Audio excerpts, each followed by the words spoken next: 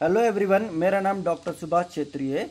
मैं पीडियाट्रिशियन और paediatric intensivist हूँ। मैं एक नया यूट्यूब चैनल लॉन्च कर रहा हूँ हिंदी और अंग्रेजी में। ये आम लोगों के लिए है और आम लोगों की भाषा में हेल्थ एजुकेशन, स्पेशली बच्चों के बारे में हेल्थ एजुकेशन दिया गया है। मेरा एक वेबसाइट भी है जिसका नाम है childhealtheducation.net। आप नीचे डिस्क्रिप्शन पे जाकर अपना भाषा का चयन कर सकते हैं, हिंदी या अंग्रेजी में। ये मेरा पहला वीडियो है और इसका टॉपिक है findings in newborn which parents thinks are abnormal but are normal. मतलब जो वो फाइंडिंग जो माँ बाप को असामान्य लगते हैं लेकिन सामान्य हैं। इसमें पहला आता है लाल कलर का रैश, जो आप देख सकते हैं इस बच्चों में। ये रैश को एरिथीमा टॉक्सिकम कहते हैं। ये लगभग हाफ बच्चों में होता है। जितना बच्चे जन्म लेते हैं उसमें 50% लोगों में ये रैश दिखाई देता है। ये जन्म के 2-3 दिन बाद आते हैं। पहले चेहरे, छाती और फेस में आ जाते हैं। ये यूजुअली 2 हफ्ते में डिसअपेयर हो जाते हैं और इसको कोई इलाज की ज़रूरत नहीं है। जैसे कि मैंने कहा कि ये सारे फाइंडिंग्स नॉर्मल बच्चों में देखा जाता है, तो इन सभी चीज़ों के लिए किसी भी इलाज का ज़रूरत नहीं है। माता पिता अक्सर ऐसे रैश को देखकर क्रीम या पाउडर लगा देते हैं, जो नहीं लगाना चाहिए। इससे इन्फेक्शन हो सकता है। दूसरा फाइंडिंग है त्वचा का छिलना। ये पोस्टर्म बेबीज में देखा जाता है। पोस्टर्म बेबीज वो होते हैं जो डेट के बाद दिया जाता है। जब माँ प्रेग्नेंट होती है तो डॉक्टर एक डेट देती है कि लगभग इस जन्म में डेट में आपका बच्चा जन्म होगा। अगर इस डेट से 2 या 3 हफ्ते बाद बच्चा जन्म लेता है, उसको पोस्टर्म कहा जाता है। इनमें ये रैश देखा जाता है और कभी कभी ये ठीक समय में जन्मे बच्चों में भी दिखाया जाता है। लेकिन जो बच्चे बहुत कम वजन का है, लेस देन 2.5 kg, उनको लो बर्थ वेट बेबीज कहते हैं।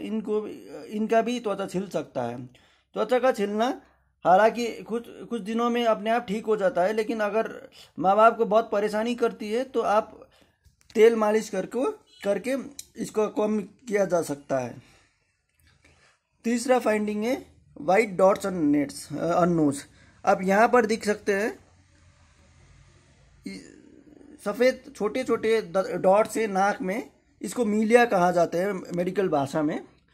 ये कभी कभी मुंह में और कभी कभी चिन में भी देखा जाता है। इसको 2-3 हफ्ते में अपने आप गायब हो जाते हैं। चौथा फाइंडिंग है white dot on the roof of the mouth. Roof of the mouth को पैलेट कहते हैं और हिंदी में इसको तालू कहते हैं। इसको एब्स्टेन पर्ल्स कहते हैं। जब यहाँ पर देख सकते हैं एरो लगाया है मैंने। ये नॉर्मली ठीक बीच में हो जाते हैं, middle of the roof of the mouth. चौथा फाइंडिंग है वेट लॉस। लगभग सभी बच्चों में वेट लॉस होना चाहिए, एक्सेप्ट जो बच्चे ठीक समय में जन्मे हैं और कम वजन का है, जिसको लो बर्थ वेट कहा जाता है। बाकी सारे बच्चों में वेट लॉस होता है और वेट लॉस नहीं होना एबनॉर्मल है। और जो बच्चे प्री टर्म, पहले मैंने कहा था कि पोस्टर्म जो डॉक्टर के दिए गए डेट के 2-3 हफ्ते बाद जन्म लेते हैं, उसको पोस्टर्म कहा जाता है। वैसे ही जो बच्चों के डॉक्टर की डेट देने से बहुत पहले जन्म लेते हैं, 8 महीने में, 7 महीने में, इनको प्री टर्म कहते हैं। इनका वेट लॉस और भी ज़्यादा होता है। नॉर्मली टर्म बेबी जो ठीक समय में जन्म लेते हैं उनको टर्म कहा जाता है। इनमें 10% से कम होना चाहिए। अगर इससे ज़्यादा है तो ये एबनॉर्मल है। और वेट लॉस फर्स्ट डे में ही शुरू हो जाता है। 3 और 4 डे में मैक्सिमम होते हैं। 5 दिन तक बंद होना शुरू हो जाता है और 7, 8, 9 दिन में वजन फिर से रीगेन होने लगता है। अगर 10 दिन तक जन्म का वजन रीगेन नहीं नहीं होता तो ये एबनॉर्मल है। और जनरली इसका मोस्ट कॉमन कॉज है फीडिंग ना होना। अगर अच्छी तरह से फीडिंग नहीं होता तो बर्थ वेट 10 दिन तक भी रिगेन नहीं होता। और ये फ्रीक्वेंट स्कूल, ये इससे भी माँ बाप बहुत परेशान होते हैं। ये जनरली सेमी सॉलिड होता है और जनरली ये 2 या 3 दिन के बाद आते हैं। इसको हम मेडिकल भाषा में ट्रांजिशनल स्टूल्स कहते हैं, ट्रांजिशनल स्टूल्स। और ये भी नॉर्मल है। अगर ये जनरली पानी की तरह नहीं होता, अगर बच्चा पानी की तरह टॉयलेट कर रहा है तो इसको दस्त कहते हैं, ये डायरिया है, ये एबनॉर्मल है, तब आपको डॉक्टर को दिखाना होगा। और दूध को थूकना, कभी कभी माँ बाप इसको वॉमिट करना भी कहते हैं।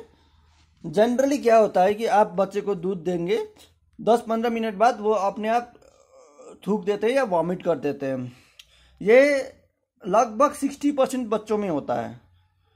और अगर बच्चा वेट गेन करता है, यूरिन 6-7 बार दिन में करता है और दूध पीने के बाद 2-3 घंटे अच्छी तरह से सोता है और जब जगता है तो हर वक्त रोता ही नहीं रहता है, आराम से कभी भी खेलता भी है, तब माँ का मिल्क आउटपुट अच्छा है और बच्चा दूध भी अच्छी तरह से ले पा रहा है। ये इसको कैसे कम करते हैं? बच्चे को आप सीधे अपने कंधे पर उठाना होगा और उसको पीछे धीरे धीरे आपको पैट करना होता है। इसको हम मेडिकल भाषा में बर्पिंग कहते हैं। अगर बच्चा जो दूध निकालता है वो पीला कलर का है और उसमें ब्लड है, या फिर वॉमिट करने के बाद बच्चा किसी एबनॉर्मल पोस्चर करते हैं, जैसे कि अपना पेट और गर्दन को पूरा स्ट्रेच कर देते हैं, ये सब एबनॉर्मल है, तब आपको डॉक्टर को दिखाना होगा। अभी मैं ये भी कहना चाहता हूँ कि शुरू के 2-3 दिन माँ का दूध बहुत कम आता है, जिसको कोलेस्ट्रॉम कहते हैं। नॉर्मली बच्चे को ये इतना दूध काफ़ी होता है और माँ बाप स्पेशली माँ बहुत चिंता करती है कि दूध कम आ रहा है, लेकिन ये कम नहीं होता। बच्चे के लिए जितना इनफ है उतना आ रहा होता है। दूसरा नॉर्मल फाइंडिंग है वाइटिश डिस्चार्ज फ्रॉम वाजाइना। ये वाइट कलर का डिस्चार्ज होता है, ये देखने में कर्ड का रंग का होता है, दही का रंग का। इसको हटाने की कोशिश नहीं करना चाहिए क्योंकि इससे इंजरी हो सकती है। ब्लीडिंग भी नॉर्मल है। हाँ, अगर सिर्फ वजाइना से ब्लीडिंग होता है तो नॉर्मल है। अगर बहुत ज़्यादा दूसरे मुंह से भी ब्लीडिंग हो रहा है, वजाइना से भी ब्लीडिंग होता है, कहीं और से भी ब्लीडिंग होता है, तो ये एबनॉर्मल है। यूजुअली ये 2-3 बच्चा के पैदा होने के 2-3 दिन बाद शुरू होता है और एक हफ्ते में सेटल हो जाता है। इसका फिजियोलॉजी और जो पैथोफिजियोलॉजी है वो लेडीज में जो पीरियड्स होता है वैसा ही है, जिसको मैंने अपने ब्लॉग में डिस्क्राइब किया है। जॉन्डिस, पीलिया भी नॉर्मल है और ये ऑलमोस्ट हर बच्चे में होता है। अगर माँ का blood group negative blood group नहीं है और ओ ब्लड ग्रुप नहीं है तो ये मोस्टली कोई हार्मफुल इफेक्ट नहीं करता और यूजुअली ये 2 हफ्ते तक चला जाना चाहिए। हालांकि कभी कभी बच्चों में 1 महीने तक रहता है। अगर 1-2 हफ्ते से ज़्यादा रहता है, या फिर बच्चा दूध अच्छी तरह से नहीं पी रहा है, या फिर आपका डायपर भी पूरा पीला हो गया, या फिर बच्चे का टॉयलेट सफ़ेद रंग का आ रहा है, तो ये एबनॉर्मल है और आपको डॉक्टर को दिखाना पड़ेगा। यदि आप खुद महसूस कर रहे हैं कि बच्चा बहुत पीला है तो कोई भी ब्लड ग्रुप हो, आप बच्चे को लेकर डॉक्टर के पास लेकर आइए। और फाइनली स्नीज, हिकअप्स और यॉर्निंग। अभी कोरोना का सीजन चल रहा है तो माँ बाप बच्चा जब स्नीज करता है तो बहुत परेशान हो जाते हैं। हालांकि ये नाक में डस्ट घुसने की तरह से, और हिकअप्स और यॉर्निंग भी उसी तरह से नॉर्मल बच्चों में पाया जाता है। जनरली इसका मतलब ये है कि बच्चा हेल्दी है। थैंक यू और प्लीज़ सब्सक्राइब और आप नोटिफिकेशन बेल भी प्रेस कर लीजिएगा ताकि मैं अगर और दूसरा वीडियो डालता हूं तो आपको नोटिफिकेशन मिले। और नॉलेज के लिए आप मेरा वेबसाइट childhealtheducation.net पर विजिट कर सकते हैं।